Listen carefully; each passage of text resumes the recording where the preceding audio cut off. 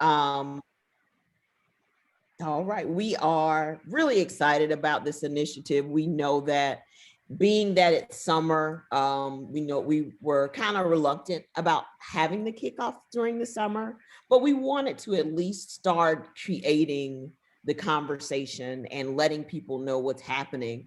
So one of the first things I want you all to know is that we will be planning sessions almost every month, if not every month, until the October 15th deadline for the competition. And just to let you know a little bit about HBCU Students Inform the Block, it's one of those ideas that started out of inquisitiveness. You know, sometimes you have people who are really informed in situations, really know what's happening going on. And so they develop an idea and it gets birthed and it becomes this amazing thing because they want to share their knowledge. Well, this is a situation that reversed in the other order. I was very curious about cybersecurity and blockchain and things of that nature, but had a very limited understanding of those things. So when the FinTech Center offered their innovation grants, I submitted a proposal. And even though my proposal did not fit the criteria, they were still very gracious enough to fund this opportunity. So we want to thank them for this.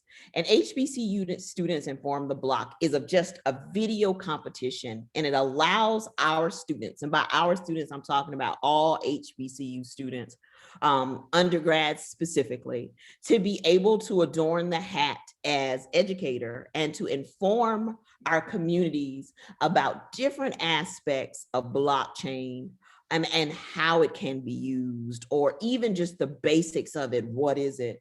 And so the video competition allows students to become the educators. The videos have two categories. There's short videos, which will be up to, I believe, 60 seconds, and then longer videos, which are between 2 and 3 minutes. And students are going to select any aspect of blockchain, any application of it that they desire to create videos. And those videos will be judged by some judges, some independent judges, both professionals and academics, who have a solid grasp of the concept and who are even some amazing professionals. And they will determine which videos win. And there are cash prizes. The largest prize is a $2,000 prize, and they go down. So we really want to give students the opportunity to be able to put into play their own knowledge, because a lot of them have really great knowledge about this subject. It just so happens that a lot of us don't. Like me, I just don't. So I look forward to seeing the amazing, amazing videos that these students will come up with. If you are a part of the FinTech Center's emailing list, which we assume you are if you are here today. And if not, you can always join that emailing list. You will be receiving periodically updates about different sessions that are specific to HBCU Students Inform the Block, but also just about some other amazing things that the FinTech Center has going on. And I want to encourage everybody to reach out and to plug in. One of Ms. Judith said a little while ago that ultimately we're having the conversation about blockchain now because eventually it's going to be so ubiquitous that we won't talk about it at all. So we want to be on the forefront of this conversation. We want to make sure that as many people in our communities and in our lives understand it now, so that when it comes ubiquitous, we aren't left behind. So with that said, I didn't even tell anybody my name. My name is Patrice Glenn Jones. I am the Executive Director of Online Education at Alabama State University. And I'm going to introduce the team of people that I work with, as well as the amazing ladies that I've worked with at the FinTech Center. So if you all would like to say something once I call your names, just unmute and do so. So first we have our East Learning Specialist at Alabama State, somebody who I think is phenomenal. Her name is Amanda Woods. Amanda, would you like to say something?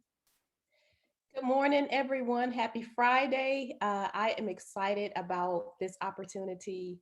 As Dr. Jones stated too, I have to admit, I lack a whole lot of awareness when it comes to cryptocurrency. So I'm excited about this opportunity, not only to bring awareness into the communities where there is lack, but also it's an opportunity where I get to learn. So Yeah. I'm excited to be here this morning, and I'm glad that everyone else here is here, and I look forward to this entire process. Thank you, Amanda. And it's really great to work with people who have this capacity and desire to learn, because that is something that I think that's my best quality, is that I'm always ready to learn something. So I also want to introduce one of our e-learning designers. His name is Michael Hernandez. And again, Michael is at Alabama State with me. Michael, you want to say hello? Hi, everybody. Yeah, I think this is going to be such an advantageous example and opportunity for students and faculty and everybody to become so much more aware of all these new trends in crypto.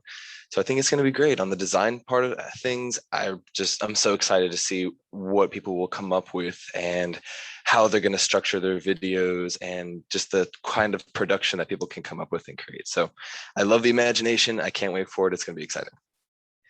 Thank you, Michael. And Michael is indeed a design person, has a degree in design, and we will probably be allowing Michael to lead some information sessions on different elements of video. So again, these are some of the things that we have planned. We didn't just come up with this concept and are abandoning our students and even our faculty members in support of our students. We're going to be here. We want to be involved because it gives us an opportunity to expand our reach.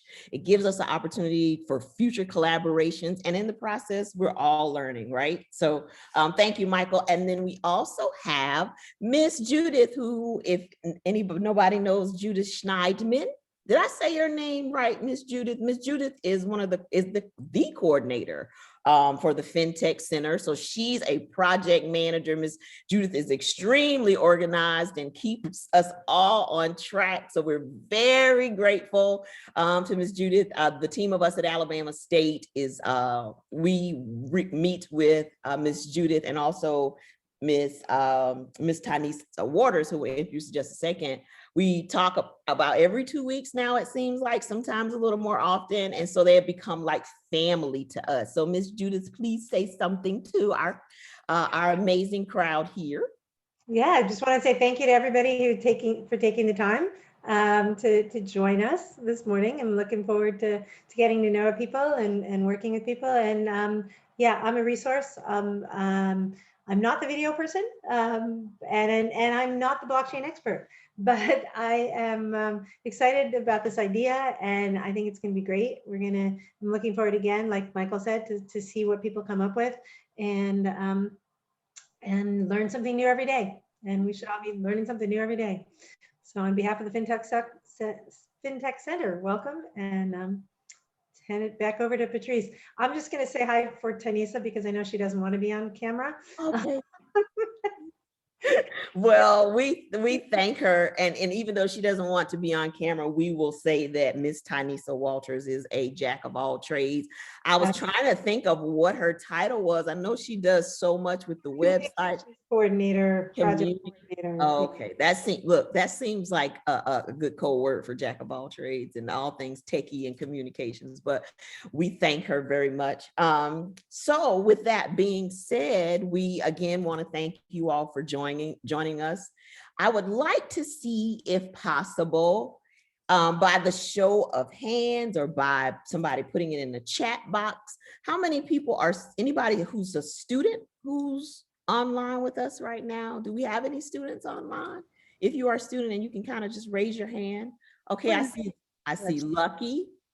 Jones, Najesh Barber, she's from UBI, she's on there. Okay, so we see a few students on here. Well, we definitely want to thank you guys for being here, and we want to encourage you to, even though there's oftentimes like this impetus to kind of stay within something you don't want to necessarily tell everybody, but I want you to tell people about this, because even if they don't do a video and don't compete, this is going to be some good knowledge, right? This is going to be an opportunity for us to really grow and learn, and not only with regard to blockchain, but its relationship to things like cryptocurrency. One of the gentlemen who Ms. Judith has introduced me to, he gave me a tip I followed his tip. Who knows? Maybe in a while I'll be a millionaire and I can be giving my time freely to everybody. So we want to stay on the cusp of things that are happening, and we don't want to be left behind. So I encourage all of the students to tell more students and to stay involved with us, reach out to us, and anything that you need for us, just let us know. However we can support you, just let us know and we'll be more than happy to do whatever we can. With that said, I also want to thank the faculty members. So I assume that everybody else is a faculty member. And if there's ideas that you all have about how we can make this better, and if this is a project you want to adapt for your classrooms, and if you say, hey, can we use this rubric? Can I use the rubric that you are using to evaluate for the classrooms? The answer right up front is yes, please do. We'll be happy. And if there's anything else that we can do to support your initiatives in the classroom, just let us know. So thank you again for all of you for being here. And without further ado, I'm going to introduce to you the man of the hour, who I am just, every time I see him, I smile now. I've only been in the shared space with him, I think 2 or 3 times. But at this point, it's just really great every time I see him. He is Professor Samson Williams. And so let's start with the fact that Professor Williams has many roles and responsibilities and titles. Among those is Professor of Columbia University, Professor of the University of North Hampshire School of Law. He's also a crisis manager. I think he said it was one of his probably his biggest roles is a crisis manager for financial institutions. He's an anthropologist. And one of the things he shared with us earlier today is his focus on technology and how that relates to humanity, right? I think to articulate it and paraphrase what he said is basically, technology without humanity what is it? If it's not something that we're going to use, if it's not something that's going to really help us to solve problems and it's going to be user friendly, what's the whole point of it? Sure, we can talk about artificial intelligence and things like that, but we aren't there yet. We still reign in the form of intelligence. And by we, I'm talking about humans. So, and the other thing I think about Professor Williams is that he's just really a fun guy. If you don't know who he is, just pick out the coolest hairstyle on your screen, the person with the coolest hairstyle, and that is him. So without further ado, Professor Williams is going to talk to us about some elements of blockchain and some ways that blockchain can help us solve problems. He is going to plant some seeds that we would like for you to take and consider how this information can be used to help educate the community. So again, in addition to offering this competition and sponsoring the competition, FinTech is also giving you all these amazing people who will be coming to talk to you and share their knowledge with you. So knowledge that not only can you use for your videos, but knowledge that you can use and take in and do amazing things with. So with that said, Professor Williams, I'm gonna mute myself and I'm gonna turn over this microphone to you. I give you all Professor Samson Williams. Thank you. Hello, beautiful people. Patrice, I'll have to send you some Venmo money for that wonderful introduction. I'm completely not worthy of it. We are gonna talk a lot about a couple of things. I cheated, I wrote down some things on paper. I know we live in a very highly technologically advanced universe, but it all starts by writing your ideas down on paper. So get a pen and a piece of paper. So we're gonna talk about blockchain. The conversation about blockchain, it actually ends in the 5th industrial revolution, which is the space economy. But we have about 4 common things to talk about before we hit the space economy. But I want to take a moment to have Professor George Pullen. He also teaches with me at UNH, University of New Hampshire School of Law. He's also not a lawyer. I'm not a lawyer either. It's a funny story. As well as at Columbia. So George, before I forget, because I'm gonna call on you later, and of course you can always hit back cleanup for me. Tell everyone your disclaimer so I don't get you in trouble again. Go. So my disclaimers, my name is George Pullen. I'm here in my capacity as an academic. Professor Williams already mentioned my teaching roles. I also have a day job. In my day job, I'm currently the acting assistant director for product review and division market oversight at the US CFTC, which is the Commodity Futures Trading Commission. Anything I say is a reflection on my own academic experiences and thoughts and feelings, and not those of the US government, its officials, any directors or people I may have over me. Thanks. Awesome, awesome. So George has a really important job at the Commodities and Future Trade Commission. And occasionally I get him in trouble because we forget to give his disclaimer.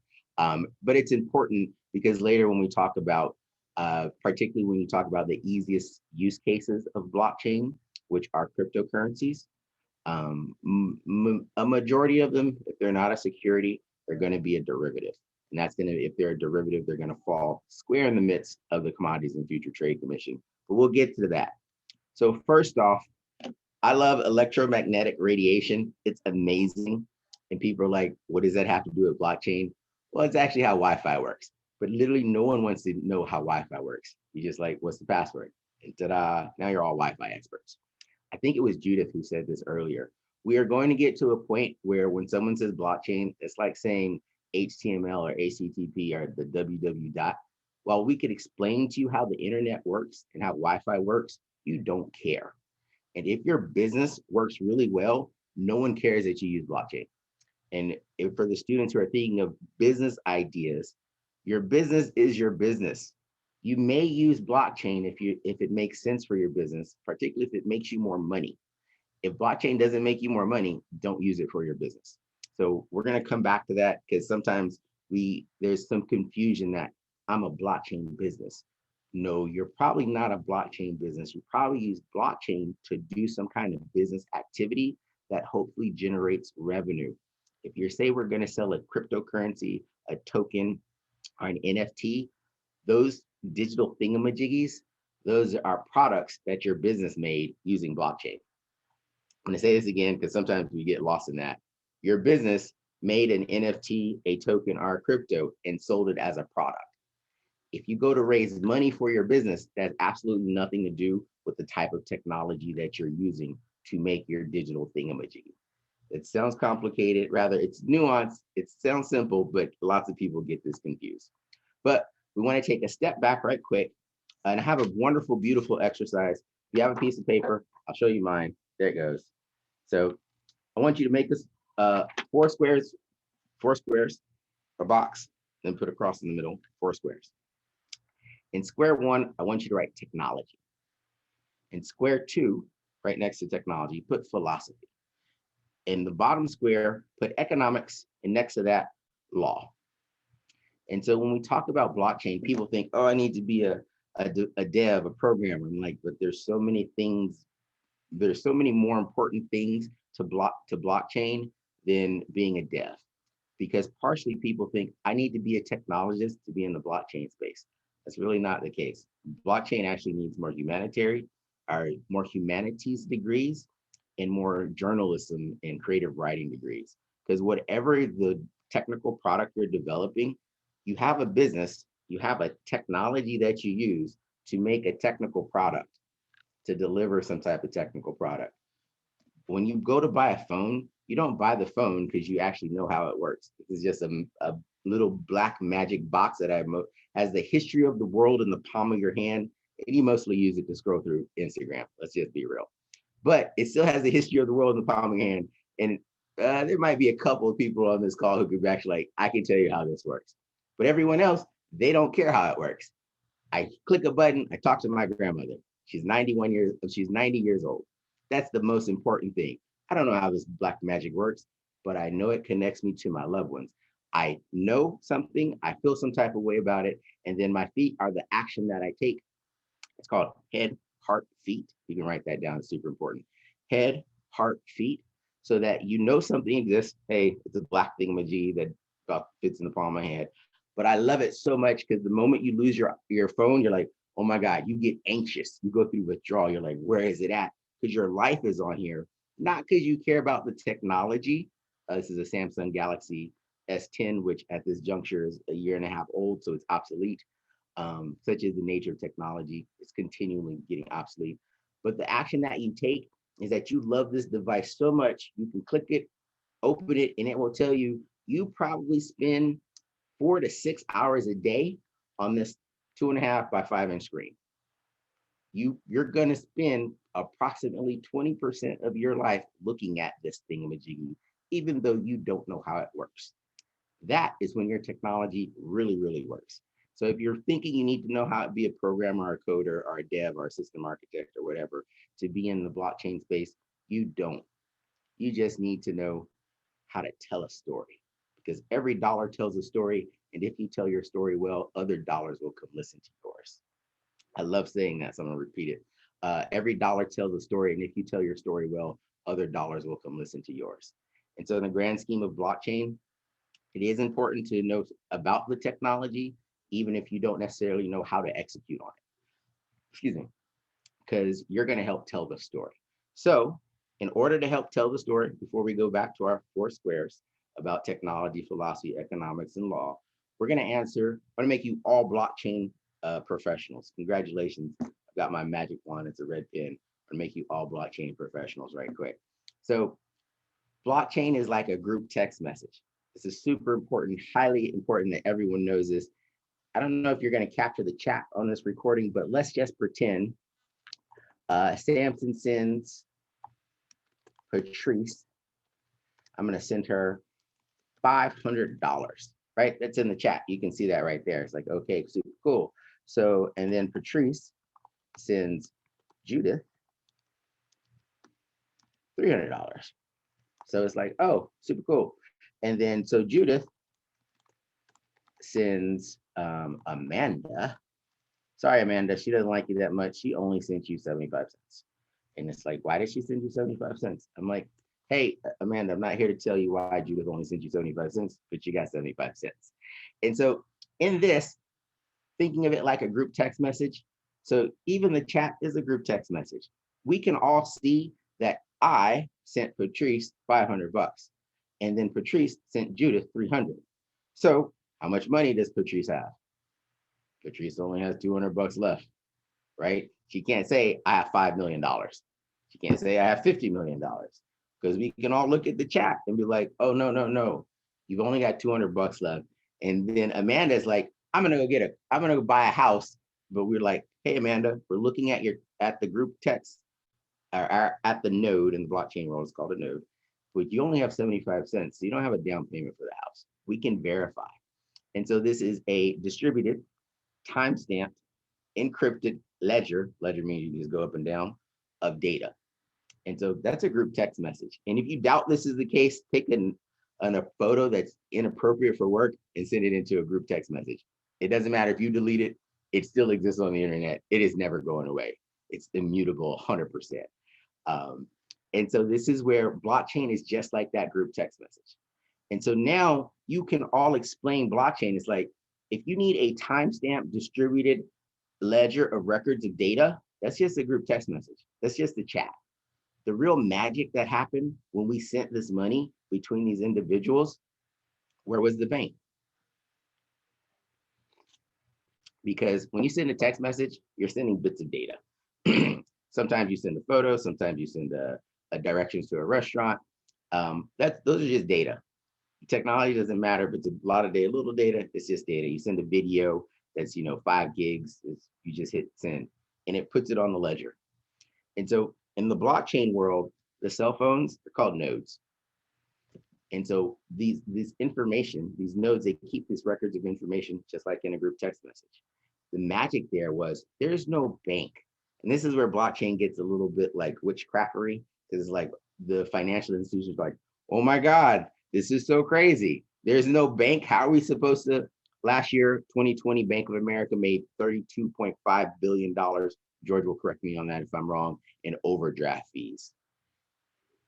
$32 billion in overdraft fees just for 2020. You can't do that in the blockchain space because, Amanda, you've only got 75 cents. You can't buy that. We know this because we're looking at the group text message, which is the blockchain. And so now that you can understand, oh, blockchain works like a group text message, the question then becomes, do you actually want to use a public distributed timestamp ledger of records of data for your business? So if you're a student, remember, your business is your business. Whatever technology you use, blockchain, a database, whatever, that's just the technology that you use to create your digital thingamajiggy. If this technology doesn't make your business more money, don't use that technology, use something else.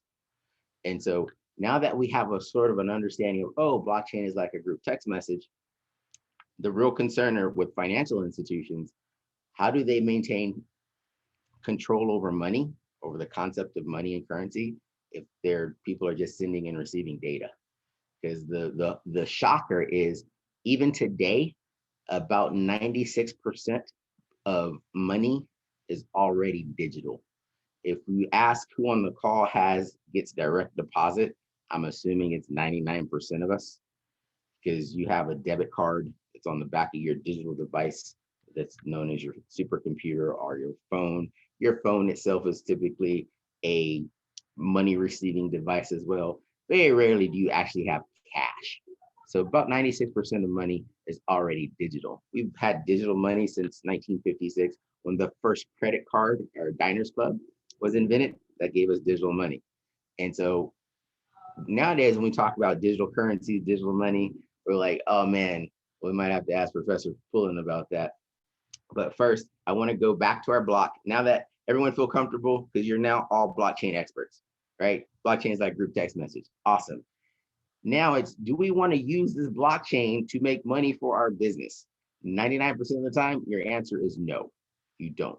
So remember, if you're a student, whatever your business is, blockchain might sound really, really cool, but you might not want to use it because it's not going to make you any money, in which case you're going to go and spend about $3 million to find out I shouldn't have done that. So let's go back to this cube where we have technology, philosophy, economics, and law. First one is technology. These are the 4 phases for blockchain, or 4 areas of specialization that students and people can get into. First off is technology. Woohoo! Ocean Protocol, Corda, R3, Hyperledger, whatever the brand name is that you know for a blockchain programming language. That's awesome. You're all plumbers. People like, what? I'm like, well, you're going to go fix the stuff in the background that makes the stuff on the website work. That's called plumbing. The difference is your toilet is in the operational side of the background. So part of that is okay. You got to be comfortable being a plumber, because coding and programming is a blue collar job. You really want to know that. It used to be that if you were a coder or a programmer, when the internet first dropped in the early 90s, before most of the students were probably born, and I just said that in Georgia, I feel old as hell now. I just said that because I'm like, man, the internet dropped in 1993, which means that these students may have not been alive yet. That's okay. I'll have this crisis. I have this midlife crisis later. But in the early 90s, if you were a C++ HTML coder, you were crushing it. You were making 6 figures, no problem. Nowadays, it's like, oh, you make websites like strikingly, like Square. Like, you're a website developer. What does that even mean? It means you know how to use the internet. And so it went from this super amazing talent skill set that only people from, Brown or Stanford University, they were the coders, they were the developers, to now it's a skill set. It's as required as typing. Oh man, I'm super old, George, I'm about to date myself. I took a typing class in 1991 in California in the 4th grade, because we just got these DOS computers. This is last century stuff. I apologize, I'm old. And so we had to take a typing class, home keys and everything. Nowadays, you don't even teach kids how to type, because they either learn it or they don't, or they just say, hey, Google, hey, Siri, hey, Alexa, do this thing. My phone's trying to talk to me now. And so in the past, coding and programming, that was a white collar job. That was only the most elite people. Now, though, it's so fundamental. George, I'm going to ask you to speak for a moment. Tell us about teaching Python and R, both at Columbia and at your day job. Sure. So the host has spotlighted your video. Oh, okay. Sure.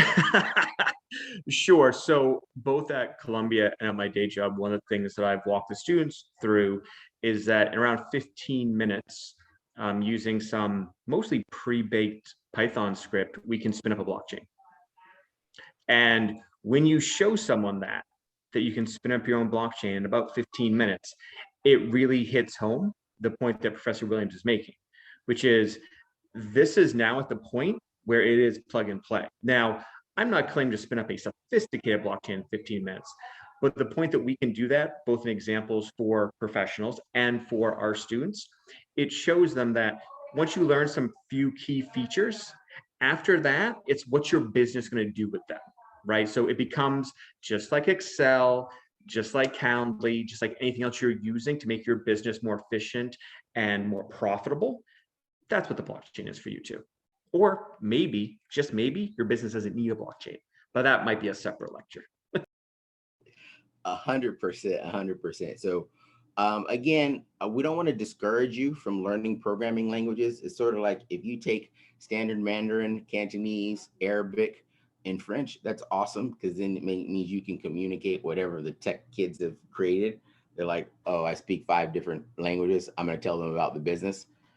It's just to let you level set some expectations that when you learn a programming language, whatever programming language you learn, you need to learn how to communicate to the end users, your customers, potentially your investors, why that matters, how that makes your business money. And so on the technology side, I strongly encourage you. It's getting really hard to get a job if you don't code in some language. Even if you only have a Microsoft Excel certification for Microsoft, because let me tell you, I learn a new feature in Microsoft in Excel every day. It's like, oh, I did not know I could do that. And so on the technology side, blockchain works just like a group text message. It's not as complicated. You can stand them up in 15 minutes. Going forward, probably by the end of the year, if not sooner, blockchain as a service, either through Amazon or there's a dozen other providers, so that now if you're a business wants to use blockchain, much like you don't provide your own cloud services, you contact Microsoft Azure or Amazon for their blockchain as a service.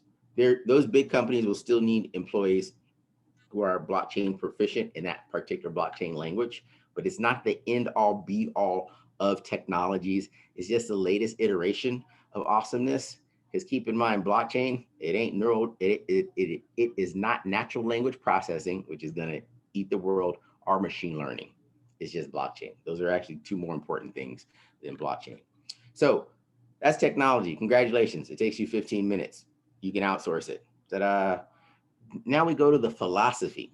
The philosophy of blockchain is where all the conversations about, where all the angst is about, because part of it is, should your business be decentralized? Then we're like, what does that even mean? I don't even know what does decentralized mean. And so we have to have a philosophical conversation, not about the technology, because we can do it.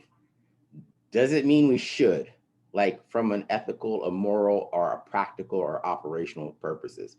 So I'm on some boards for AI, as well as I'm on the DC Department of Health Institutional Review Board.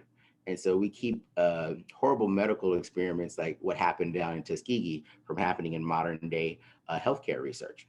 And so we have the technology to do all manners of amazing medical and health stuff. Morally, should we do that? That's a different conversation.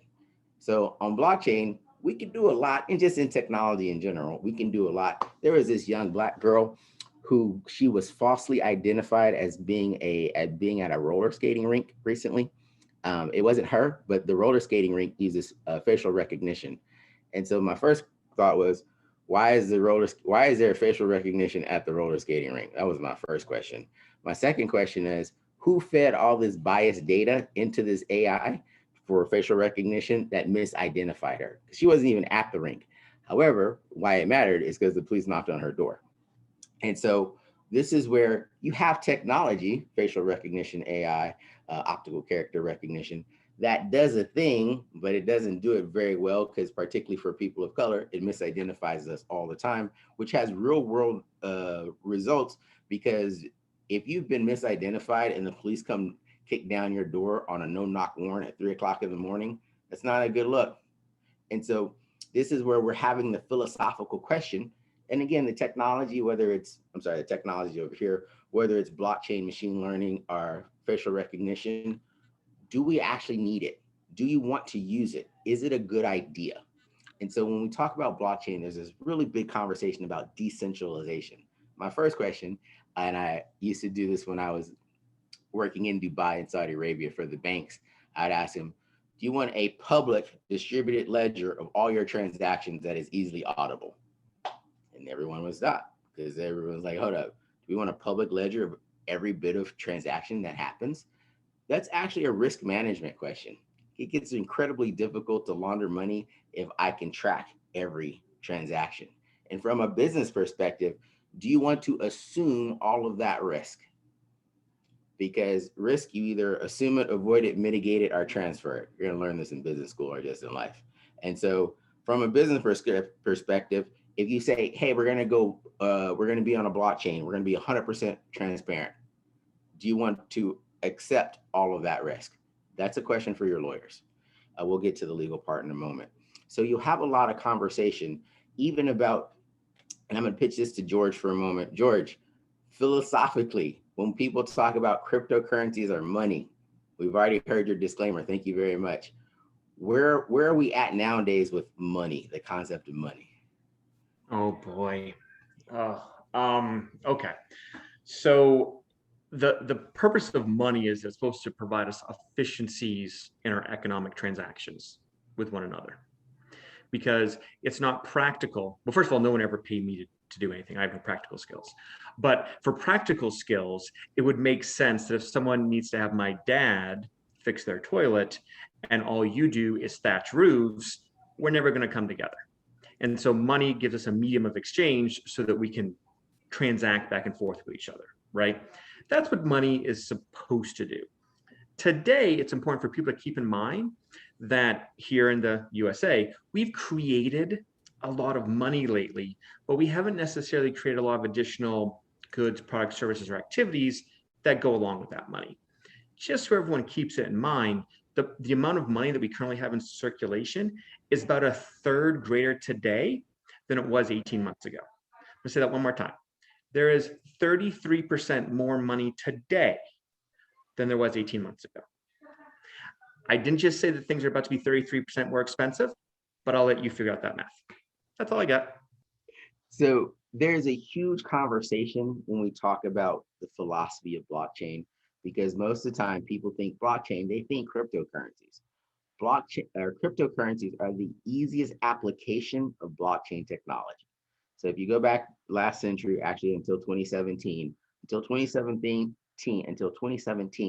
the most streamed thing on the internet was porn. It turns out you can use the internet to do a whole lot more than just stream porn.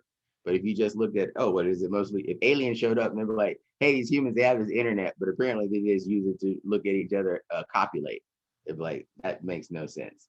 And so much like blockchain, you can actually use more, there are more applications of blockchain than cryptocurrencies. And cryptocurrencies is really just a philosophical conversation around, do we trust the government with what we consider our value? That's a political conversation, a governmental conversation. It's a customer acquisition conversation, because every new cryptocurrency, again, if you're going to start a business and you're going to use blockchain to make a cryptocurrency, the real question is, how are you going to get people to use it? Because now you're going to talk about, oh, we're going to spend millions of dollars on marketing. There's a great Spike Lee commercial out for CoinCloud right now, where he's talking about decentralization, giving power back to the people. And I'm thinking, man, how much did CoinCloud pay Spike Lee to do this 60-second commercial? Because again, that's your business. Blockchain is a technology that you're going to make your cloud or your coin or your crypto or your token out of. Then you got to market to humans who don't care about your good product or service because they don't know it, for them to actually invest or use your business. So it's like, oh, which is more important? Actually, your marketing is more important, but we'll talk about that a little bit later. And so the last thing I want to bring in when we talk about blockchain, particularly with cryptocurrencies, our sovereign wealth, is money is a form of a social contract. It speaks to the social contract, and the social contract is we live in a relatively civilized nation because we've generally agreed not to murder each other for no cause. Generally agreed. I have the same criminal complexion as Jesus. That's not always the case. And so when George mentioned this, he said that there's been more money printed in the last quarter, in the last year than any time before in history. We have a 30% increase in the amount of money, digital thingamajiggies, because George calls that money, because he has an official disclaimer. I will just say we created $6 to $12 trillion in debt, because when the government made more money, they said our great grandchildren are going to figure out how to pay for this, because it's just debt. And so this also speaks to money isn't actually physical. It's been digital for a while, because during the pandemic, when we created more money, we actually just moved the decimal point over on our digital ledgers and magic pen time. Ta-da, more money. We could also think about it as credit. And it's like, oh, we gave people more credit, but what is credit? Well, credit is just a social contract. It means Professor Pullen is good for this $100 million. I'm giving it to him through my magic on credit. This is important because, again, blockchain is a technology. We have to have all these philosophical conversations about what is a social contract, what is actual money, what is currency, what is a value, do people have a right to determine their own value and use whatever their own currency is? That's all philosophical things, which brings us to the economics. And so I'm going to pitch it back to George. George, for the economics of blockchain, does it make sense? Let's say you're going to launch a SaaS business for, hypothetically, the IMF, International Monetary Fund. Does it make sense for the World Bank or the IMF to use blockchain as an enterprise solution? Go from an economics perspective. No, That was quick. I could give you a longer one, but if you need a sip of coffee, we can go into it. I mean, it does. So if you are a large, well-established business, this actually gets into the same parallel we'll talk about with CBDCs, which is central bank digital currencies, which might be off topic today. But if you're a large, well-established institution, your need to understand blockchain is based around your need to have a chief innovation officer that has their stuff together, right? So they have to justify that you're innovating. And so to do that, they'll sprinkle in some blockchain, or as Professor Williams says, they'll put some hot sauce on, right? He says it a different way, but I don't swear. But anyway, my point there is, because you need to prove that you're adding efficiencies to adding blockchain. You just don't add it because you want to. It's supposed to be doing something for your business, right? And in most instances, if you're that 600-pound gorilla in the room, you already have market power, you already have market structure, you already probably control the rules of the game. So adding blockchain for you is a nice to have. It's not a need to have. If you're a second tier competitor, things get different. And if you're just trying to get a seat at the table, things get even more different, because then you're innovating to displace or to get purchased out at a high price. But either way, that's what the table looks like. So if you're already controlling the rules of the game, then blockchain is nice to have, but you probably don't need it. Not today. And it's important when you talk about the economics. As part of it is your students, you're gonna have a business, you're gonna look at operations, and then you're gonna look at your products. And so it's like, is it feasible that we can fund this to build this, that will get an ROI, a return on investment back for using blockchain? I'm gonna come back to you in one moment, George, because I often say blockchain isn't hot sauce. You can't put that shit on everything, because this is the easiest way to get people to understand, just because you sprinkle blockchain on it, it does not mean it's gonna work. It means you have a higher cost of figuring out, will this work? And in 99% of the time, the answer is no. Not that you don't want to learn the technology, not that you don't want to become familiar with it so you can make that critical enterprise decision.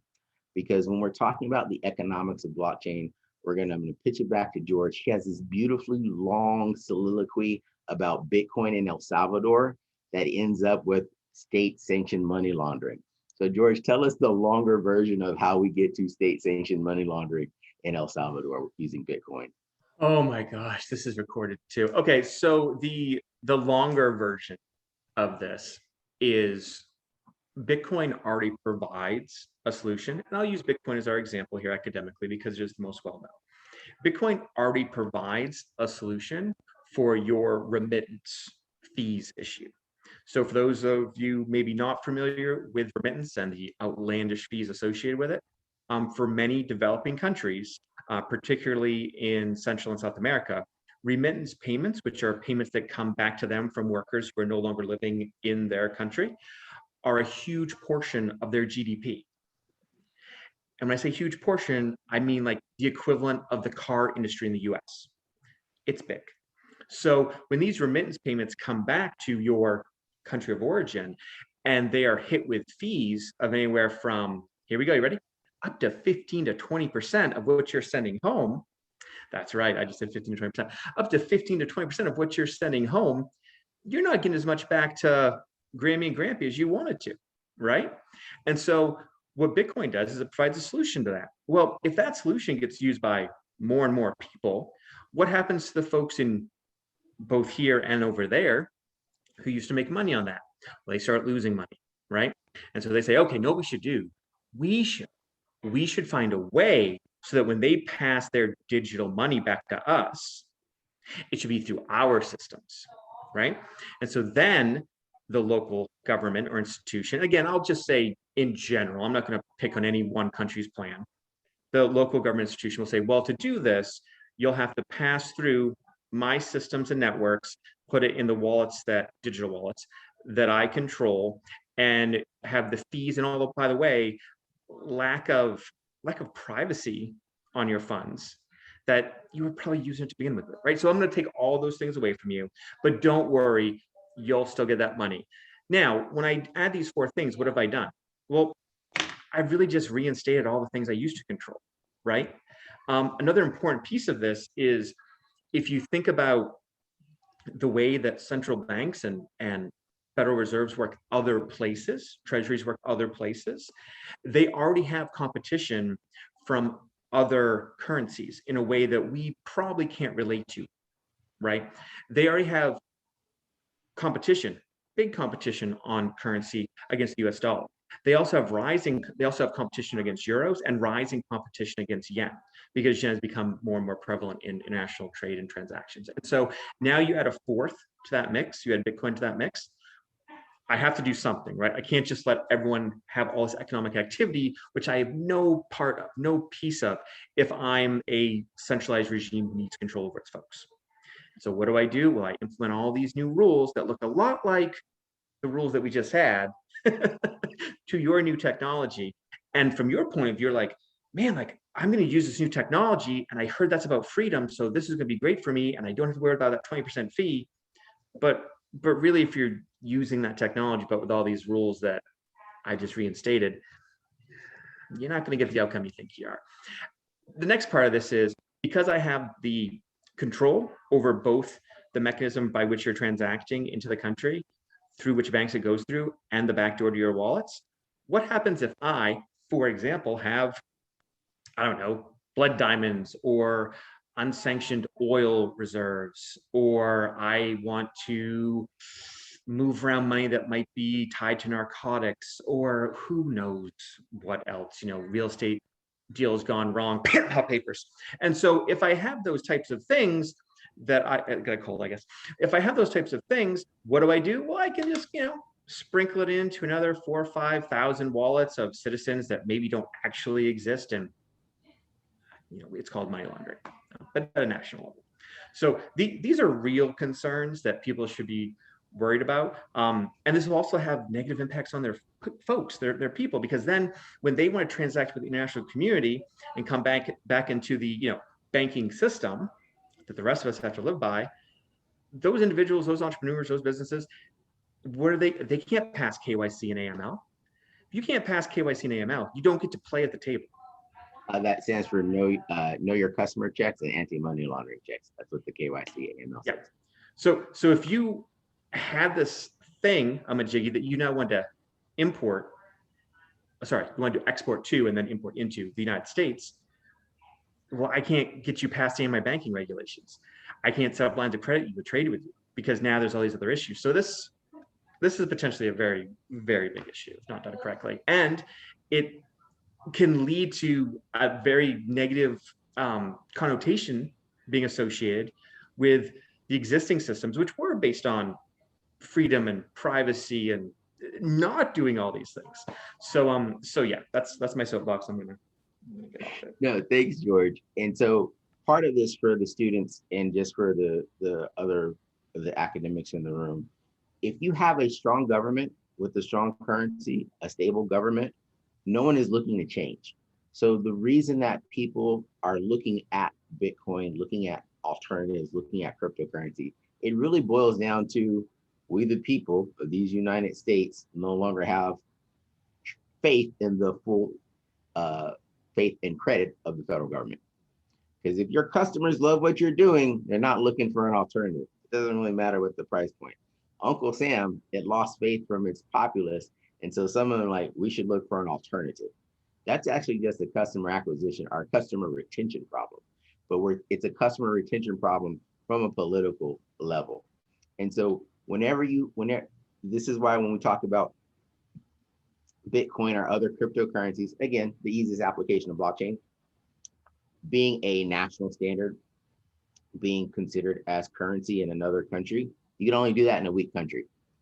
And this goes right back to the philosophy and the economics, and we're going to touch a little bit on the political in our next box, because again, there's something has to be wrong within your country so that people are actually looking for an alternative. If they were happy with their current financial system, it wouldn't be bothering with whatever this new digital thingamajiggy was. And also I want to point out when we talk about the economics, specifically in El Salvador, Central America, Honduras, Nicaragua, El Salvador, Guatemala, in the world, including not only the global north, but also the global south, Bitcoin and cryptocurrencies, they do not address nor solve unemployment. They do not address nor solve global warming. They do not address nor solve institutional racism. Why this is important is because so long you have to earn whatever form of money you get paid, digital, paper, or otherwise, so long you have to earn it, you will never earn a living wage. That is anathema to how we embrace capitalism.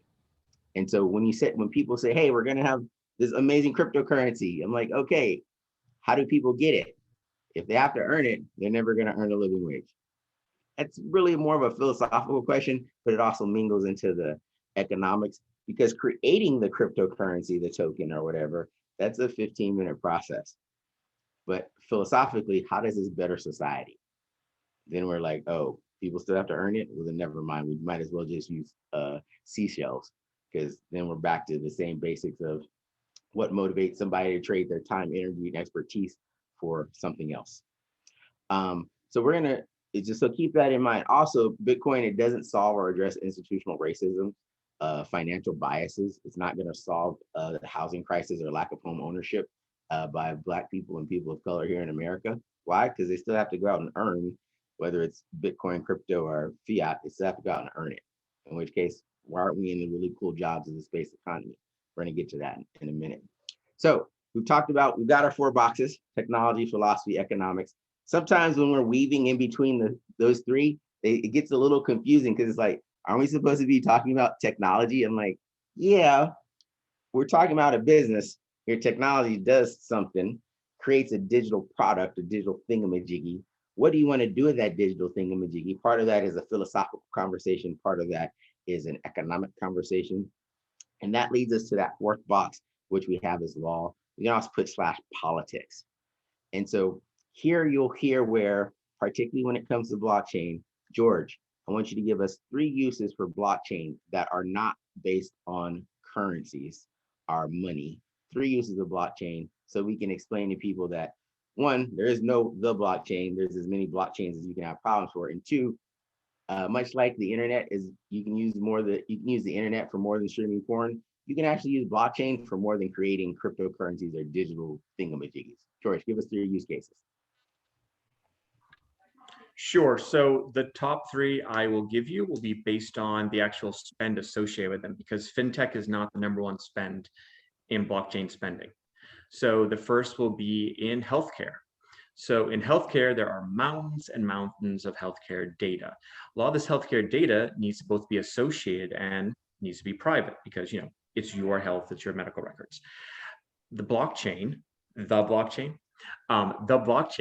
has solutions for that, because we can both encrypt this, make sure that it is protected from cyber, but also so that there are privacy layers and that people can provide permission, think of keys, permission to view your medical records, okay? So that's number one, electronic medical systems, electronic medical records, and how data can be used for the healthcare system using a blockchain technology solution, number one. Number two, we're gonna talk about supply chains. So for supply chains, both in space and aerospace, but also many other things, let's even talk about coffee beans. There are a number of current projects that are live that track everything from wine to coffee beans to cattle, and to make sure that everyone understands what's being touched in that supply chain. That supply chain fragility showed up in really large amounts over the pandemic. And so we know how fragile our supply chains are. And so better understanding chains of custody, where things are coming from, where things are going, improvements with bill of lading. That's something that actually still exists in paper form in many places when products and services move from one port to another. All of that can be benefited by blockchain technology. And the third, the final one I'll mention, which I think should be on everyone's mind, is proper accounting of ESG dollars. So Davos back in 2019 decided that ESG would be the topic of 2019. Davos in 2020 decided that would be the topic of the year. They were wrong. That ended up not being the thing that we all focused on in 2020. But ESG isn't going away. And by most accounts, anywhere from half to now 2/3 of all investment dollars that are being tracked. So this does leave out some of the family office money, things you don't get to see, but half of the public dollars being tracked are tied to ESG measurements. ESG measurements are tough. They require a lot of information, a lot of data, a lot of sharing across large enterprises. Blockchain technology can be great for this because I get to pick what I share with you, and I can use things called oracles. I'm not going to try to introduce a new term, but I can use things like oracles, which interact as a sovereign independent third party to verify what's happening so that we both agree that whatever ESG standard needed to be met was being met, and that this data set represents that I can now invest my funds on. So those are the first three I'd go with, and none of those have anything to do with get rich quick tokens. No, that's super important. So just remember, if you're, whatever your business is, you might be in logistics, you might be in healthcare. Your business is your business. Mind your business. Whatever technology you use, only use it if it makes your business more money. If whatever the technology is doesn't make your business more money, then don't use it. Most people say I'm a blockchain business. I'm like, no, you're not. It's like saying you're an internet business. You're not an internet business. Comcast is an internet business. You use the internet to do business. See the difference? So don't say you're a blockchain business. Like, no, your business uses blockchain to do something, much like your business uses the internet to do something. The tech is really not that important. But now we're here on this law/politics box of blockchain. And so if you're going to be a lawyer, if you're thinking about being a lawyer, if you're thinking about being in policy, you came to the right place, because the funny thing about blockchain is we have to have some huge policy questions. We talked about the philosophy of it. We went from technology philosophy to economics, but all of that is really driven by the policy, by the law. For instance, if you say, hey, we're going to create this cryptocurrency that's going to democratize something and improve people's lives, if you have to earn it, well, then we're going to talk about what's the minimum wage. Right now, the minimum wage is $7.25 or something like that. We're trying to get it up to $15. It's like, oh, that's a policy question. And if you say, oh, we're just going to create this digital currency, this token, this crypto that gives everyone money, what you really are saying is we're going to have a conversation about universal basic income, our UBI.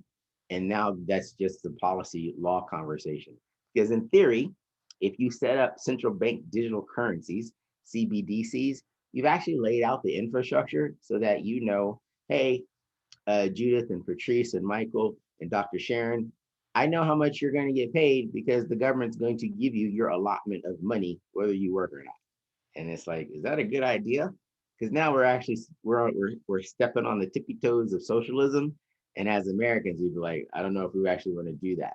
That again is a policy question, also a little philosophical question.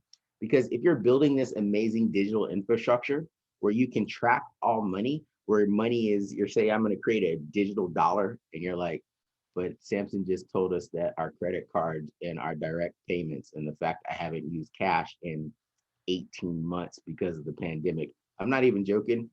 During the pandemic, how many times did you touch cash to pay for anything? Because you're probably ordered Uber Eats off of this and they don't accept cash. And so this is where you're like, oh yes, money has been digital, at least since the start of the pandemic. So how are we all of a sudden going to introduce a central bank digital currency? How is that different than my debit card? That's going to take some gymnastics to explain that to you. But you're having a policy question. You're having a legal question. As part of the legal question for blockchain is, do you have the right to be anonymous? That's a really good question. Should the government, particularly with central bank digital currencies, should the government be able to track every penny that you earn and every penny that you pay or that you spend? As part of that, central bank digital currencies, they're not even blockchain based, they're just a digital product, but central bank digital currencies, CBDCs, they are the institutional response to this new emerging technology, which is blockchain, which is really the only reason blockchain exists is because people are like, hey, our banking system is broken. Blockchain doesn't fix our broken banking system. That's a policy question. That's a policy thing. That requires humans to come to consensus. And we know how elections work out, particularly here in the US. They're always hotly debated. And so when you see that CBDCs are laying the foundation for central bank digital currencies, the real question is, how much of your rights to privacy do you want to give up? Because this is programmable money. And with programmable money, I could say, for instance, limit your ability to use CBDCs at, if you're based upon your age, because you'll have some type of digital wallet, typically on your phone or your smart device, your watch. I can limit your ability to buy alcohol because I know your wallet is attached to you and you're not 21. Or I know you're under 18, so you can't buy cigarette products. I could also limit your ability to purchase sugary drinks. Or, because again, I know who you are because it went to your wallet. There's no anonymity in a central bank digital currency world. So, hey, we have a ban against sugary drinks in the state of California or New York. Therefore, you can't spend your hard-earned money on these sugary drinks. And I can program your money to do that. People are like, what? I'm like, well, yeah, that's what happens when you program money. The question is, do you also want to program it? Oh, George has a hard stop in a couple of minutes. We're gonna hit pause because all of this programmable money conversation, blockchain, it comes to the conclusion in the fifth industrial revolution. George, tell us about the fifth industrial revolution and why it's important to all this digital stuff. Sure. So when you think about the fifth industrial revolution, the space economy, I think it's important to put that against what we're currently in, which is the fourth industrial revolution. So the fourth industrial revolution conveniently has 4 pillars, right? Which also happens to be the names of the major rivers in China. So you have yellow, long, black, and pearl, right? So yellow has to do with the revolution that's happening in fintech and gold. Long has to do with the revolution that's happening in health and longevity, genetics, et cetera. Black has to do with the revolution that we're seeing in energy and new energy. And pearl is close to silver. So that's robots, AI, machine learning, big data, all those other scary words after blockchain, which aren't directly related to fintech. The reason it's important to understand these is because each one of these 4 solves problems here on Earth, which also have to be solved before we're successful in space. By many estimates, including Professor Williams and I's in our book, by many estimates, the space economy will be worth between $4 and up to $10 trillion in the next 2 decades. We should put that in perspective. Both Forbes, who recently published their paper talking about how it's worth 10 trillion, and China, who published theirs a few years back, their economic administration, talked about $10 trillion cislunar economy. So cislunar has to do with all economic activity, starting at about 100 miles. We're not going to get into the whole, did Branson go to space or not? But anyway, starting at about 100 miles and going up all the way to the moon and around. That zone of economic activity, if valued at $10 trillion, is the equivalent of half of the US's GDP in 2017. To put it another way, that's the equivalent of having an Australia worth, or Brazil, if you prefer, an Australia or Brazil worth of economic activity happening in space. That is a lot of economic activity. People are going to care and pay attention. If you think about the things that we need to solve for space, we have to think about how transactions and money work for people in space. This has to do with fintech. This has to do with the yellow, right? I talked about the gold revolution. We also have to think about health and longevity, because I can tell you, as sure as I'm standing here, the first trillion-dollar company could very well be a company that comes up with longevity research based on its genetic folding, its ability to fold proteins in space. Because once the first company does that, if you're on the board of Merck and it wasn't you that did it, they're going to ask, when's our space station going up for our research and our protein folding? It's just going to happen. The next one has to do with the energy revolution, right? So I already talked about that, the black. For the energy revolution, we already know that we need other forms of energy besides those based on carbon. Most likely this includes solar. Solar energy, by the way, is one of your most important energies in space. Once you get about out to the asteroid belt, which we're nowhere near getting to, but once you get about out to the asteroid belt, we really have to be thinking about nuclear more. Thinking about nuclear more in general is also something that involves a lot of space. Nuclear propulsion in space has been around in thought papers since the 80s and 90s, so it's not new. And last, of course, is Pearl. And that's all the other scary sci-fi stuff, you know, the robots, the AI, the machine learning, the big data. The number one business of space, by the way, is big data. As big data continues to grow and strengthen, as more AI machine learning algorithms continue to accelerate here on this planet, that just gives us more solutions for more automation and more robotics, because sending robots up is cheaper than sending people up, more robots in space. So what we're seeing here is a convergence and a synergy of all of these four elements happening in the fourth industrial revolution. And they are all leading us to advancements and the eventual fifth industrial revolution, the space economy. Awesome. Thank you very much, George. George has a hard stop in a moment, so I wanted to jump in with that because we've been laying all of this foundation for technology, philosophy, economics, policy, and law. And I wanted to close out one thing about the central bank digital currencies.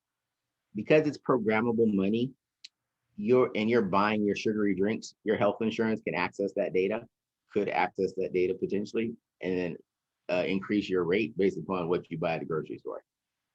Is that a good idea or a bad idea? I don't know. If you're Black and you live in a food desert, it's probably a horrible idea. And so again, we're right back to having a policy question. Also with taxes, again, programmable money, I can program the money to automatically tax you. That would solve a lot of issues with taxation. It would make it fair. And we know governments and corporations would be like, hold up, we're about to have a fair tax system. It sounds like a horrible idea. And again, this is what happens when you have programmable money. And the last bit of this, which is the real reason I personally don't think we're going to have central bank digital currencies or CBDCs, is because political contributions. If I can track your funds from cradle to grave, there's no dark money in politics. There's no super PACs. So it's like, oh, someone's going to have that epiphany and being in Washington, D.C., they're like, this is a bad idea. We're not going to do that. But again, that's not a technical question, because to create a central bank digital currency, it takes a little bit longer than 15 minutes as it is to create a cryptocurrency, but it can be done relatively simply. Those are all political, philosophical questions, even before we get to the technology and the economics, because technically we can come up with such amazing things. So we've laid this foundation we've talked about blockchain. Now I hope you understand that blockchain is a component of fintech, financial technology. But if you're thinking about starting your business, remember, blockchain is just a tool. And what products, goods, or services are you going to develop with this tool that make your business money? Keep that in mind. And so I want to go back to George, because we wrote a book. It's called Blockchain in the Space Economy. If you send me an email, I'll send you a free copy. And then I wrote another book because I was having an existential crisis called Race in Space, Racial Equity and Justice in the Space Economy. And so as I get to be Black 365 days a year, I'll tell you what these two have to do in common. Black folks missed out on the internet economy, meaning Silicon Valley and the billionaires that it produced, we missed out. Even now in STEM, science, technology, engineering, and math, particularly at the Fortune 500 companies, we're less than 2% of the population. Women are slightly better at like 3.5 or 4% of the population, not too much better. We missed out on the internet economy. However, today, I would not explain to you the internet economy, because you'd be like, why are you talking about the economy? Because all of the trillion-dollar companies are all do business on the internet. Right now, we're all doing business on the internet. I actually don't have to explain to you the internet economy, because you're like, Samson, we're using the internet right now. Why are you talking about nothing? The space economy actually makes the internet economy possible. The space economy exists, again, back to our handy dandy supercomputer that we mostly use to access Instagram and Twitter. This uses a satellite in orbit so we could talk to each other. When you use your debit card and you're on vacation in Barbados and you swipe it, that information hits the satellite and comes back down. That's FinTech 101. It's not even like controversial. It's just like obvious.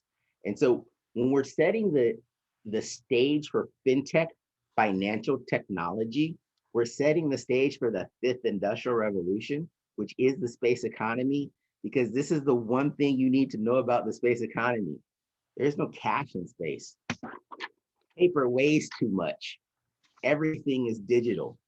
And you're like, oh, that's so obvious. Why didn't you just say that? I'm like, oh, there's no paper in space. It just weighs too much. And so when you don't have paper in space, you have automation. You have the ability to collect massive troves of data.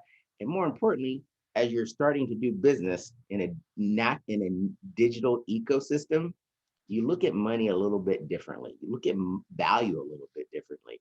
Because in space, what value is $1 billion versus what's the solar flare weather forecast for tomorrow?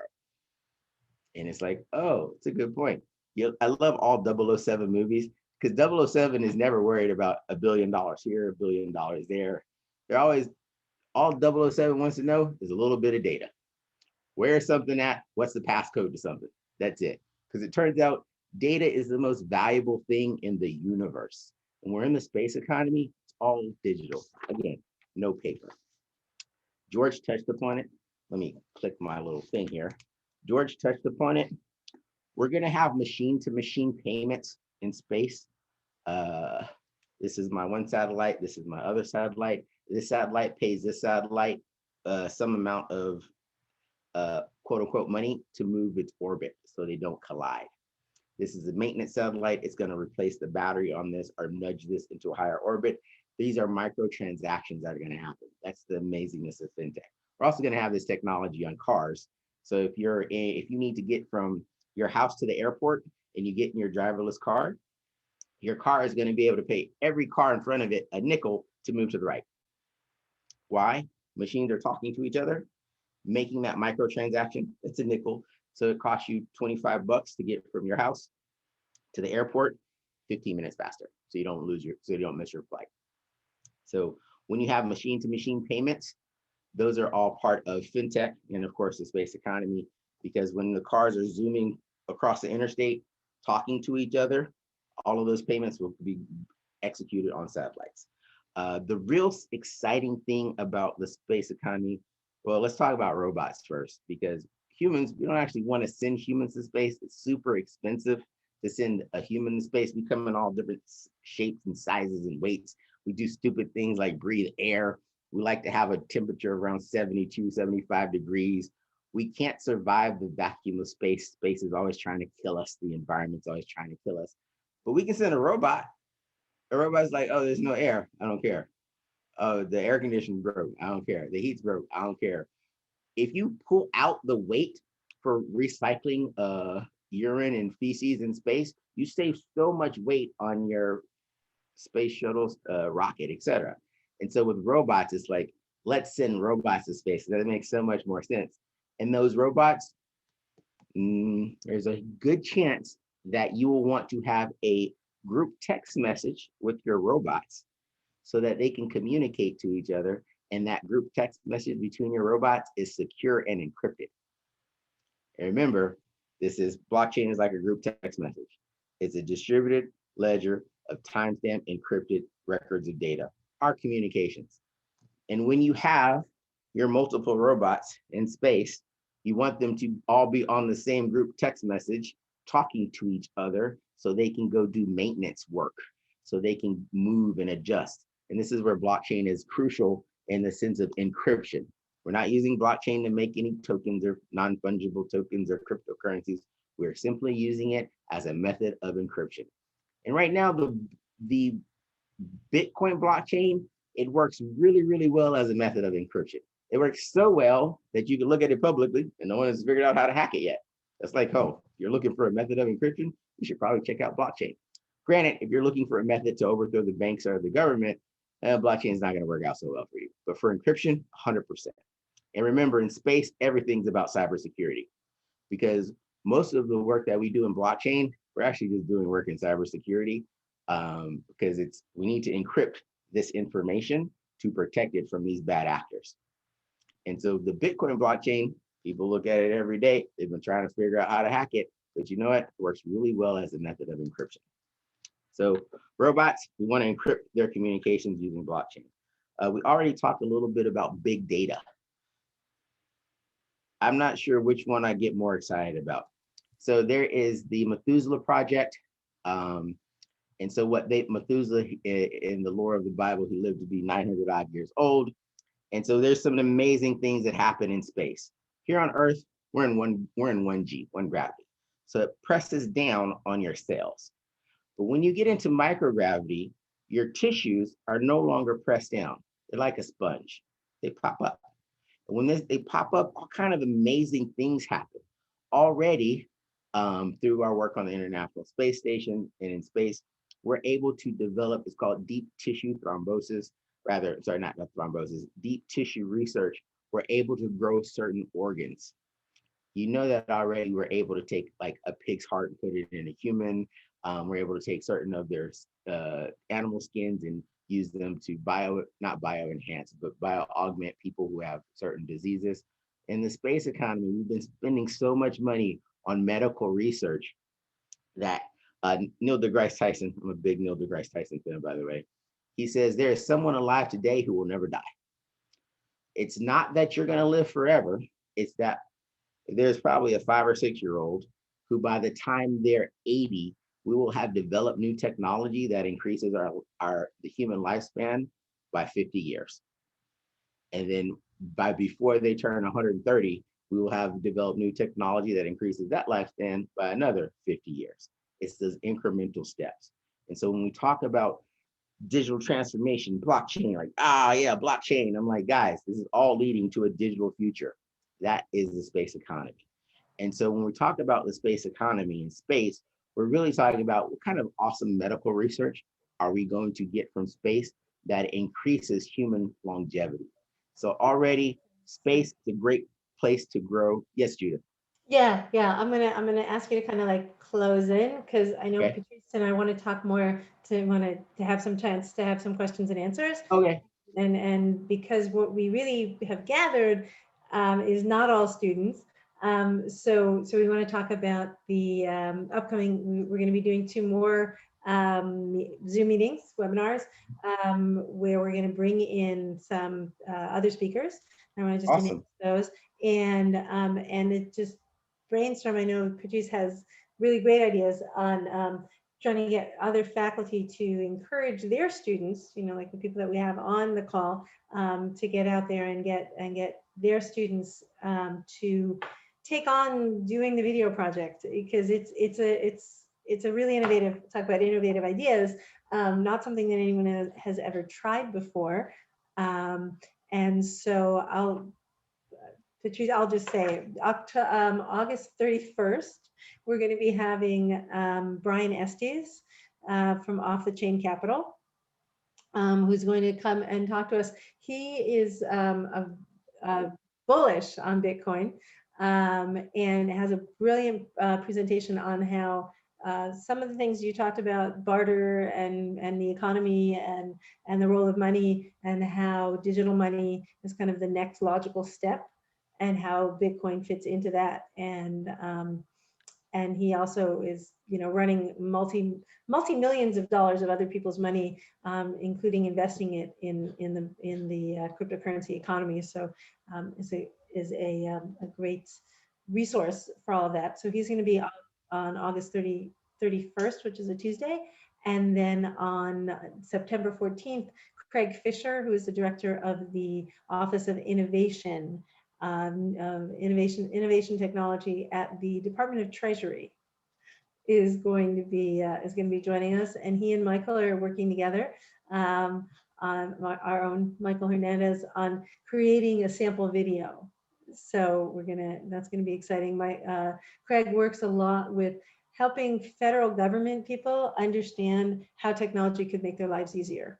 And it does tie into blockchain, but not always, because sometimes, like you said, blockchain might not be the answer to something, but how to go about explaining the technology, and for the students who are looking at doing videos, how they would, how to talk about this stuff. And I would like to open it up. I'm going to turn it back to Patrice to moderate, but I'd like to open it up to anyone, particularly the students in the audience, if they have any questions or comments or ideas that they would like to share. And I apologize for cutting you off. That's okay. I'm a nerd. I love questions. Michael looks like he has a question. Okay, so I'm turning it to Patrice to moderate. Go ahead, Michael. Did you have a question or no? I think you're on mute, Michael. But we have Lucky has a hand raised. Lucky, Michael, while we're figuring it out, go ahead, Lucky. Can you unmute yourself and ask your question? Oh, thank you very much for the information. Yeah, it was very powerful. I think I've learned a lot. I just have one question. I remember you said 96% of money is digitalized. So my question is, what is the necessity of cash in this regard? What makes cash necessary, even though we have so much, we have so much digital money? So what's the necessity of cash? One, it's the ultimate form of privacy. Cash has no owners. If I give you $1 million in cash, it's just gone. It's super anonymous. So it's sort of like a cornerstone of democracy, that you have the ability to buy whatever you want with whatever your hard-earned money is. That's a political question and a philosophical one. The other part of it is when we turn to a cashless society, you really exacerbate those people who are on the other side of the digital divide. Only about half the planet has internet. And so if you say, hey, we're going to get rid of cash, you're creating marginalized communities. And so those communities aren't unbanked. They're just not your bank's customers, which means they pay more for loans, for housing, for rent, for food, for groceries. And so I still think at the end of the day, cash is still king, because people want the ability to go buy, sell, and transact and engage in whatever behavior they want to privately. Thank you. Thank you so much. Yeah, that's awesome. I mean, that's a great articulation of something that we can all understand. And as we're looking to see if anybody else has a question, is there another question, Ms. Barber? Is that your hand raised? My things appear weird on my screen, but Ms. Barber, if you have a question, go ahead and unmute.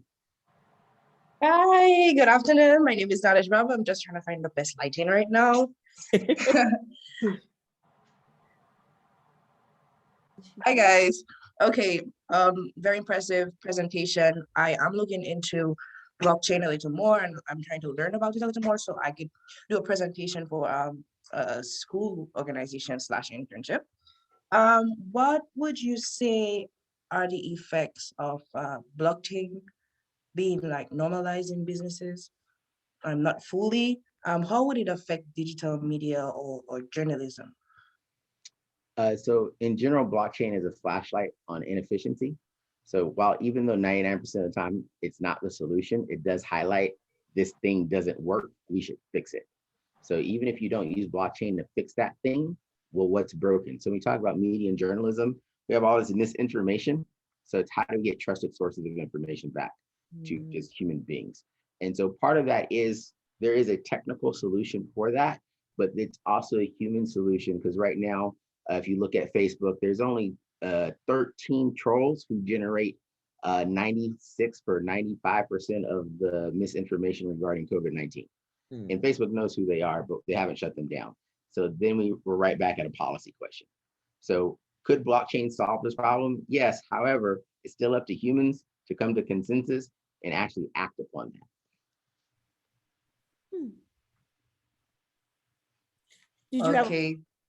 Did you have a follow-up question, Ms. Barber? There was just this issue that they exposed, where TikTok is kind of biased on Black voices, anything to do with Black people. Whereas if you go into the description and you like premises, but like you said, I understood that it is up to us to make the differences when there are issues. It is up to us to come with the solutions. Mhm. So thank part, you. part of that, Ms. Barber, is shitty data on a blockchain is just shitty data on a blockchain. Everybody wants clean data, but they don't want to clean it. And so when we talk about where your training sets come for your AI, we're talking about how much bias is in your data. And so bias in your data, that's not necessarily a blockchain conversation. That's a cultural, ethical conversation about what are you training your AIs on. So I don't think that blockchain is going to solve this data problem, particularly the racism, that's the biases that's in the data, but we're trying to figure that out. But again, that requires humans to be like, that's racist, that's not. When many times it's like, I've seen a video of Karen at Victoria's Secrets, and it's like, well, that behavior is only facilitated by institutional racism. But in many instances, we can't even talk about institutional racism. Yeah. It's a very good point, and it's going to definitely require more people of color to be at the table to say, hey, that's not acceptable, because a lot of stuff tends to go over some people's perception. So any other questions? Any other questions before? Mike, you're still on mute.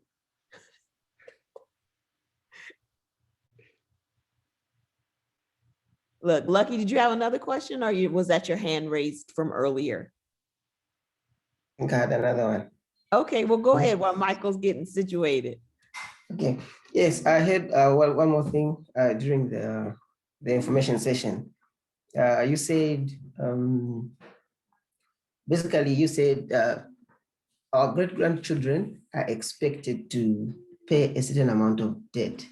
Yeah. And yeah, I remember you saying that. And my question is, if the central bank has the ability to create money, why can't they create an amount of money that is able to pay that debt instead of waiting for the great-grandchildren?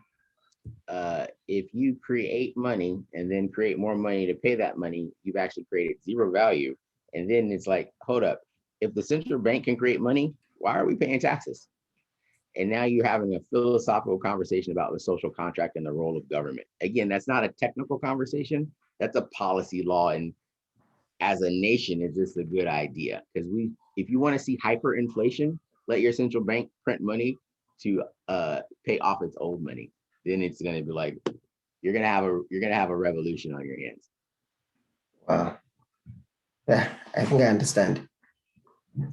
As a child, Michael and Samson, I used to ask that question, like, if there's not enough money, why don't they just print more? Like, what's the problem? This was after I went to my 5th grade field trip and we visited the treasury. I'm like, why don't they just print more? What's the problem? And somebody had to tell me about, hey, the money has to be relative to the resources that we have that are actually worth something, not just this paper that is just says it's, just holds the place of that value. So thank you for that, Samson. Michael, you ready? We still can't hear you. Just type it in, type your question. Yeah, type it in the chat. And did anybody else have any questions? And as we're waiting for questions, I wanted to take this opportunity to really thank, I know Professor Pullen is gone, but first of all, I wanted to say that Professor Pullen and Professor Williams have this dynamic, this back and forth, that I think is so great. It just speaks to the relationship that you two have. It's almost like watching a television show with these amazingly smart guys who are also pretty funny. And even though the content that you gave us, some of it was over our heads, some of it I had to sit here and Google and like, what does that mean? What is that acronym? You gave us so much to think about. Those of us, my background is English and education. That's about it. Communications. I worked on radio for a while. So those of us who particularly are in a foreign space with this conversation, you gave me so much just to think about. You gave us so much to think about. I saw Amanda's wheels turning because I work with her, so I know when her wheels are kind of turning. And I really wanted to thank you. And I also want to encourage the students and the faculty that even if you felt like me We're like, what is that? Let me look that up. Be that person who's going to seek answers to the questions. One of the things I was going to suggest to you all, if you don't want to ask questions in this space, is for you to email your questions to me, and I will send one email. I'm putting my email in the chat. Nope, that was sent to Pullen. Let me send it to everybody. I'm putting my email in the chat. And that way, if you email your questions to me, as opposed to us just bombarding the two of them with this host of questions, I'll consolidate our questions and I'll send them one email, and even they can get together and decide who's going to answer what if they want to. Because I do have a lot of questions, and I think that's the demonstration of somebody who's interested in something, is to question. But I was able to follow where this is all leading up to this space revolution.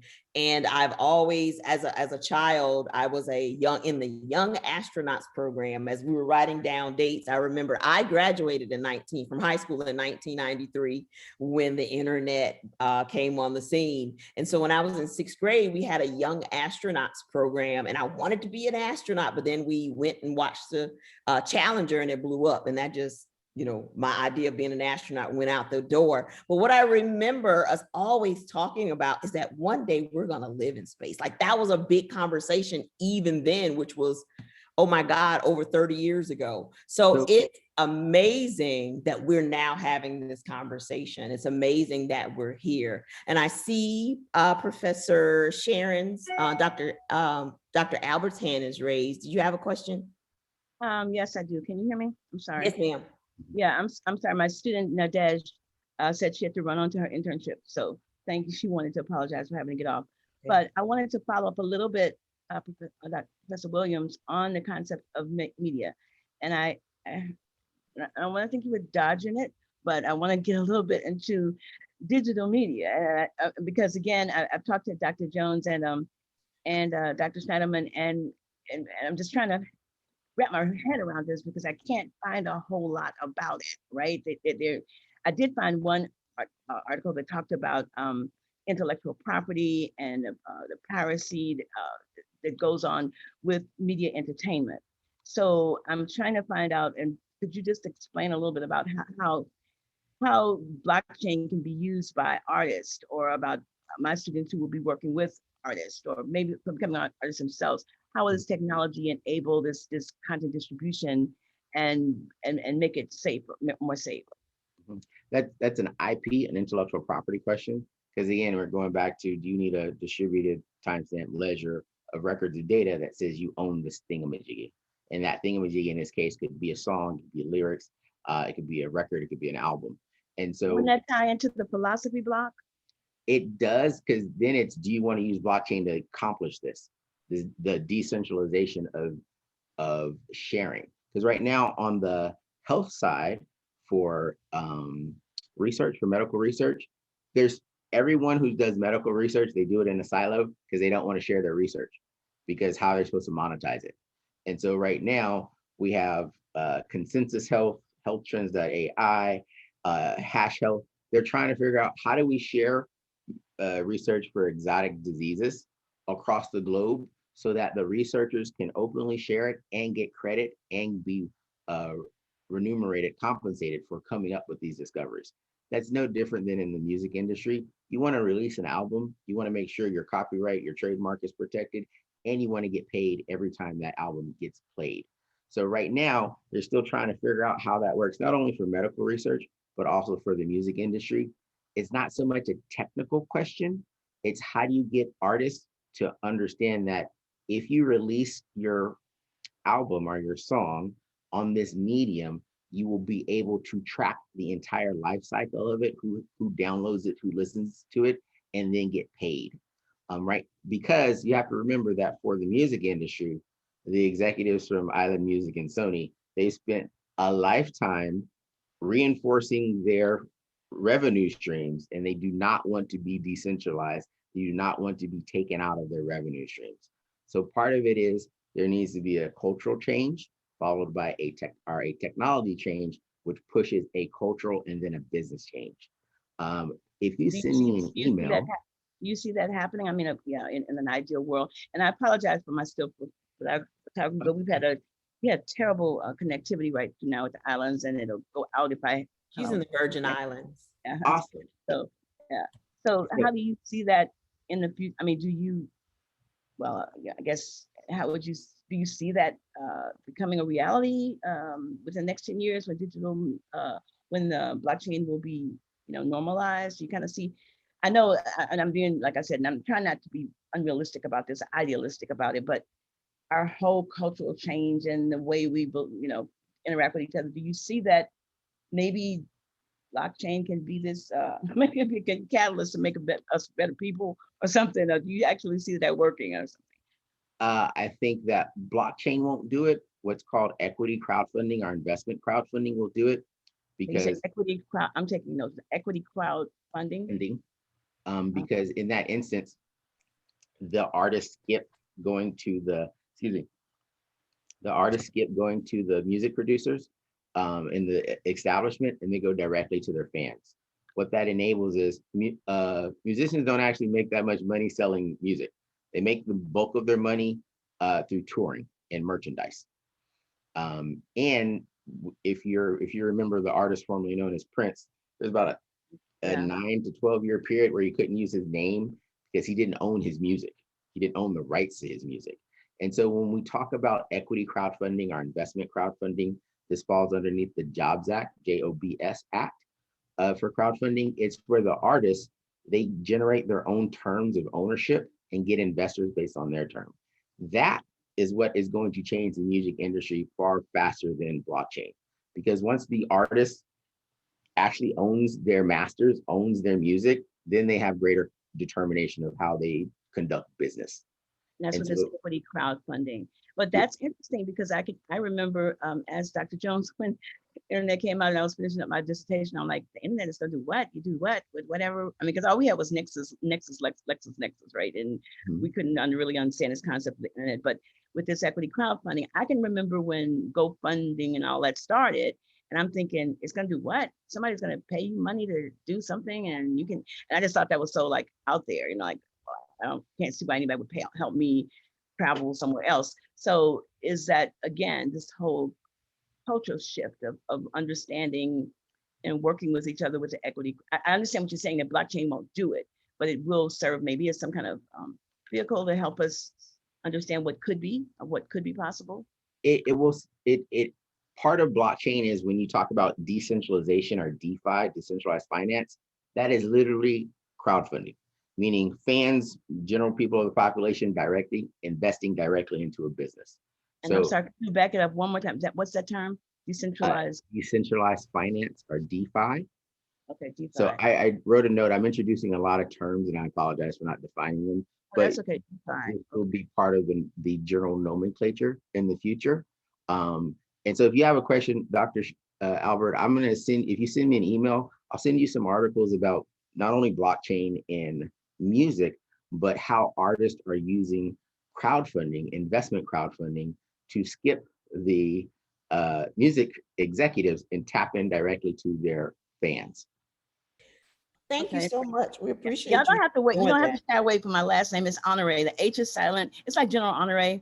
Okay, yeah. Stuff on TV. So the H is silent and you just say honor. So it's okay. Thank you so much.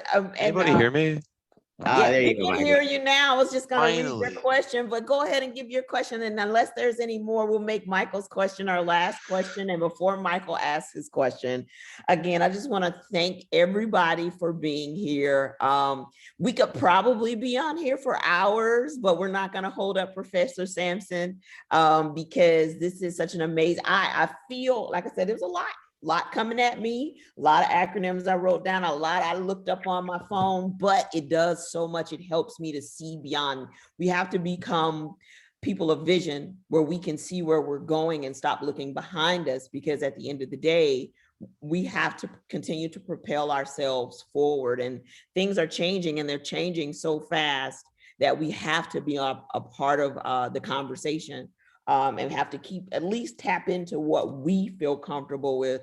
But I think for the students who are here, if any are still here, and the professors, Professor Williams and Professor Pullen gave us so much that at least we can begin to help our students say, hey, maybe you can look into it and look at a video about this element of blockchain, and maybe you can connect it to how blockchain is real. And forgive my phone, blockchain is related to this new fifth revolution, and how it's related to the space economy, and the fact that one day, maybe not us, but our children could be living in space.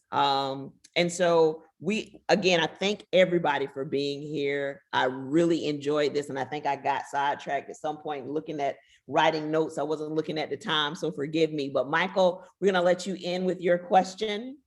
And like I said, if you have other questions, just email them to me. That's pajones@alasu.edu, and I will condense them, put them in one email, and send them to our amazing presenters today. Thank you so much. Go ahead, Michael. You can end us out.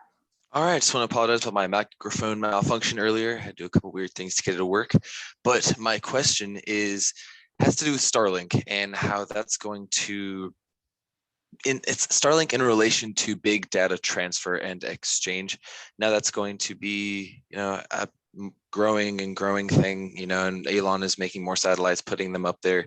And by the next 5 years, we're probably going to be more or less using Starlink globally, and more rural areas around the world are going to be more connected to the internet. And that's going to be a bigger data transfer and exchange. So I was just kind of wondering, how is that going to directly affect, like the space economy, as you say? Like, are we going to be growing more towards it? Are we going to going back? Like, what's the relationship between like crypto, financial technology, this upcoming Starlink? What do you think about it? Starlink will enable communication and wireless access to rural areas. I think that's the first thing that you should need to know. So it's going to help reduce the digital divide. So then people are going to have more conversations of central bank digital currencies, cryptocurrencies, because right now, only about half the world is actually on the internet. So it's like, they're not unbanked, they're just not your banking customer because your bank charges too much. And so when you have more people connected, we actually have a conversation about privacy first and foremost, because if you live in this connected world and I collect all this data on your behaviors, what you purchase, where you're at, who you meet, then we need to have a privacy conversation, because privacy is actually more important than whatever form, whether digital, paper, or otherwise, your money comes in. So that's the first and foremost. And I know we're talking, and one of the great things about Starlink and just satellite constellations as a whole that are in space, they're leading the charge on global warming. The reason I get excited about the space economy, we take all of this digital information that's coming from space. So one, we're aware that global warming exists, it causes climate change. And then we can track what are the changes, how are people being impacted by climate change.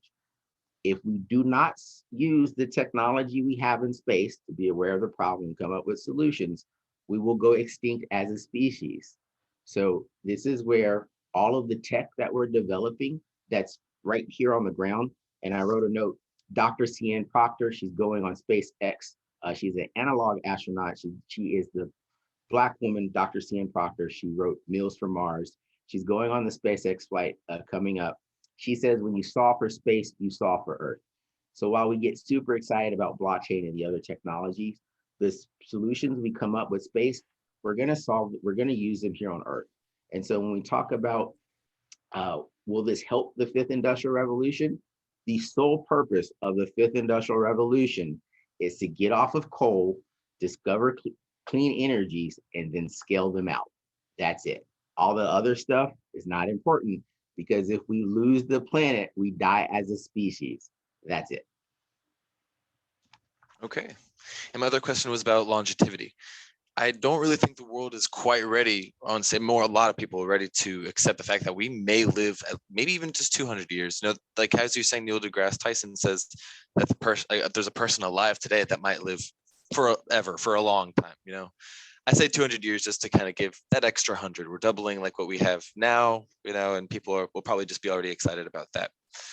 I feel like it's a hard conversation to talk about, and that it also might be a little counterproductive towards like this kind of like economy and even space economy, because, you know, since we're going to have more people, we're probably going to have more money. And if we're going to have more people as well, like it's just going to change everything, like the whole system that we're working with, like 5-day work weeks, you know, just jobs, workforce. Like, I mean, if it all does move digitally, you know, that will, you know, I guess suffice as an alternative. However, like, you know, when it comes to like space in the world, like space to actually live, you know, if everybody's living to 200 to 500 years, like we might become kind of overpopulated. Like we're going to find like a whole lot of problems with that. You know, there's even an 11-year-old that I was reading about yesterday who just graduated college with a bachelor's in physics. And his goal is to figure out how to replace, you know, like the whole body with, you know, cybernetic enhancements so that we can live much longer. And that's probably the most like acceptable way right now, because we go into like genetics, you know, that's a whole controversial conversation. It's like touching with genetics and stuff. So Michael, part of it, I love where you're at with your Thanos thought. To snap our fingers, get rid of half of people. We have a whole conversation about Thanos is the most misunderstood of all the Marvel Universe characters. Because when you talk about overpopulation, right now, famine, that's a political decision. We have enough technology to feed the world right now. If someone's dying of famine, we chose to let them do that. That's a political decision. The other things you're talking about, remember, go back to your blockchain box, your technology, philosophy, economics, and law or policy. That's a philosophical question, because what you're really talking about is whether you want to call it pro-choice, pro-life, a person's ability to talk about reproductive health. So we went from all this technology stuff to, hold up, are we ending with the conversation about Thanos and reproductive health? We're going to talk about overpopulation and the distribution of existing resources. We have enough food. I think it's like 33% of all food is wasted. We have enough food to feed the planet. And so, Michael, what you hit upon is technology in that first box is super important. The other boxes, that's what we have to, as humans, come to consensus on. And that's going to require more conversation and more of a cultural shift. But Michael, I hope you lead the way, you and the rest of the students. Yeah, basically all my things. So thank you very much. Awesome. Thank See you guys later. Thank you so much. Everybody have a great day. Everybody have a good one. Bring it all together, bring it all back to that 4 categories. And yeah, this is just the beginning of the conversation. At the beginning of and I hope you're going to stay with us as we do go through this video competition. And maybe you'll be part of the, reviewing some of the videos at the end. And as we gain more momentum and get more people involved, I think it'll be great. And on behalf of the FinTech Center, I want to thank everyone for coming and being part of this event. And Professor Williams, what was the name of the second book? Was it Race in Space? Yeah, Race in Space. Okay. If you send me the address, I'll send you a copy. Oh gosh. Okay. Thank you. I would like one. Yeah. Give me a link. Is there a link where we could purchase it too? Oh yeah, it's on Amazon, but don't worry about it. Yeah, okay. we have some copies we can give, particularly for the students, because you just need to be aware that this thing exists. At the end of the day, we need a Rooney Rule for space. It's how do you get, there are 20 white men who are or currently been astronauts in NASA. There are 21 Black men and women who are astronauts, 7 of which you've never been to space. Wow. And so it gives you a little juxtaposition of why we need more representation of minorities and people of color in the space economy, so that I'm not the only person talking. Hopefully Michael Hernandez is there at the table when we're having this conversation, along with Miss Amanda Woods, to bring that perspective and insight of, here are the real people whose lives you're going to impact, particularly when we talk about global warming and climate change. Thank you. We appreciate you so much. All right. Bye-bye. Okay. Bye-bye, Bye, everybody. Y'all have a great weekend. And thank you again. You as well.